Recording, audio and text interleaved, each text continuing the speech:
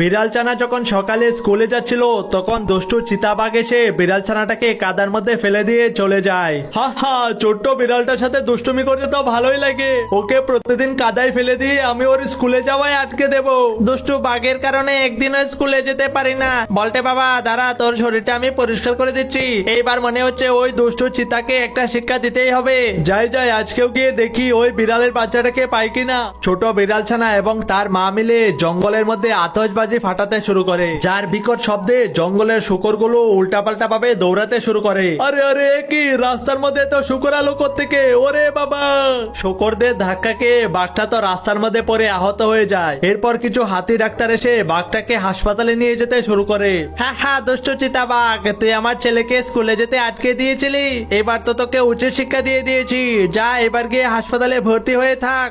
বিড়াল ছানা যখন সকালে স্কুলে যাচ্ছিল তখন দুষ্টু চিতাবাঘ এসে বিড়াল ছানাটাকে কাদার মধ্যে ফেলে দিয়ে চলে যায়। হা হা, ছোট্ট বিড়ালটার সাথে দুষ্টুমি করতে তো ভালোই লাগে। ওকে প্রতিদিন কাদায় ফেলে দিয়ে আমি ওর স্কুলে যাওয়ায় আটকে দেব।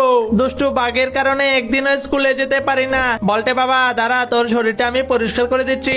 এইবার মনে হচ্ছে ওই দুষ্টু চিতাকে একটা শিক্ষা দিতেই হবে। যাই যাই, আজকেও গিয়ে দেখি ওই বিড়ালের বাচ্চাটাকে পাই কিনা। ছোট বিড়াল ছানা এবং তার মা মিলে জঙ্গলের মধ্যে আতশবাজি ফাটাতে শুরু করে, যার বিকট শব্দে জঙ্গলের শুকরগুলো উল্টাপাল্টা ভাবে দৌড়াতে শুরু করে। আরে আরে, কি রাস্তার মধ্যে তো শুকর আলো কোত্থেকে? ওরে বাবা! শুকরদের ধাক্কাকে বাঘটা তো রাস্তার মধ্যে পড়ে আহত হয়ে যায়। এরপর কিছু হাতি ডাক্তার এসে বাঘটাকে হাসপাতালে নিয়ে যেতে শুরু করে। হ্যাঁ হ্যাঁ, দুষ্ট চিতাবাঘ, তুই আমার ছেলেকে স্কুলে যেতে আটকে দিয়েছিলি। এবার তো তোকে উচিত শিক্ষা দিয়ে দিয়েছি। যা, এবার গিয়ে হাসপাতালে ভর্তি হয়ে থাক।